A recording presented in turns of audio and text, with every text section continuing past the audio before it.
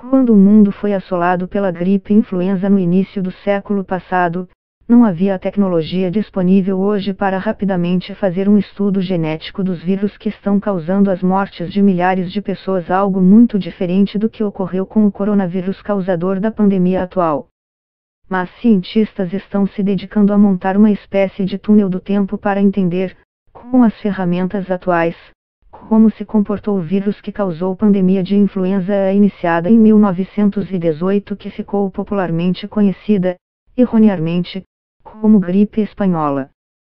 Saber deste passado pode nos preparar para futuras pandemias, já que elas são previstas pelos cientistas. Nesta terça-feira, 10/5, novos resultados desse esforço foram publicados na revista científica Nature Communications. Trabalhando com o material genético de restos mortais de pessoas que perderam a vida em 1918, os pesquisadores apontam que o subtipo H1N1 responsável atualmente por gripes sazonais pode ser um descendente direto da cepa do vírus tipo influenza A que causou a pandemia do século passado. Essa possibilidade se contrapõe a outra hipótese, a de que o H1N1 é resultado de um processo de rearranjo, ou seja, quando há uma troca de segmentos genéticos vindos de subtipos de vírus ao longo do tempo.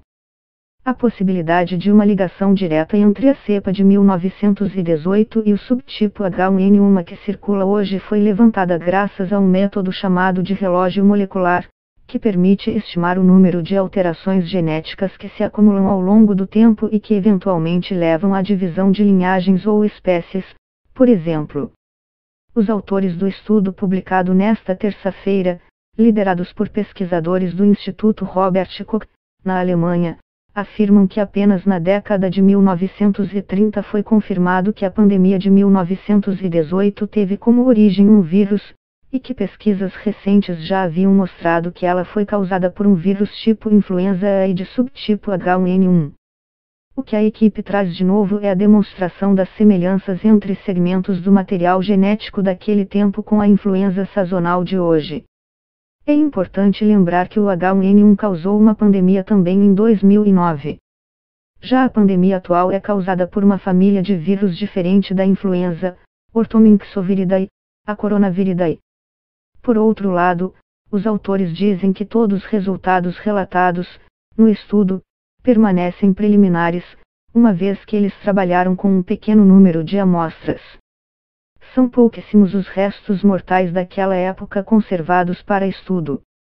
Alguns, principalmente dos Estados Unidos, já haviam sido parcial ou totalmente sequenciados geneticamente.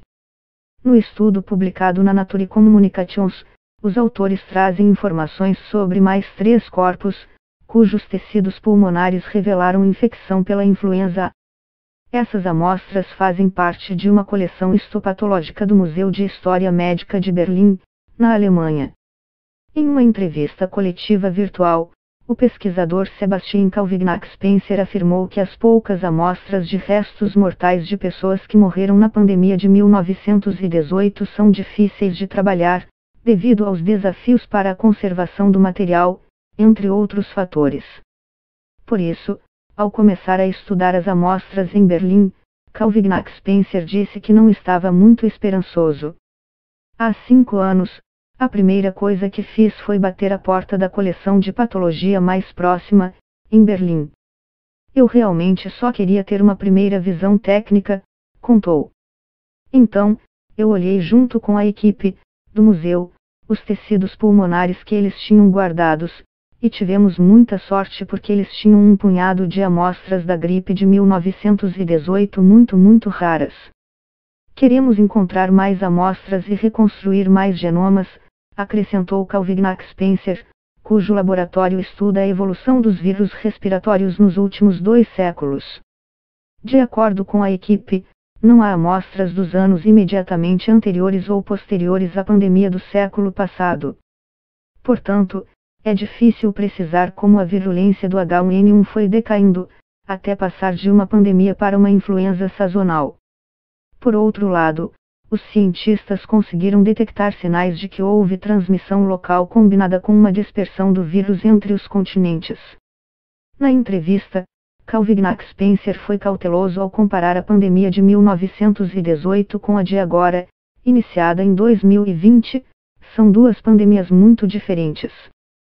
São vírus diferentes, e também são outras as condições para o vírus se espalhar, as populações não são organizadas da mesma forma, nem conectadas da mesma maneira.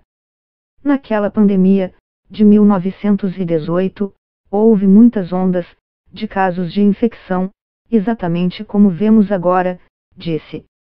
Mas ao contrário do que vemos na pandemia de Covid, em que diferentes ondas normalmente estão associadas a novas variantes, durante a pandemia de 1918 provavelmente não foi assim. Os poucos dados que temos não sugerem que houve uma substituição de diferentes variantes.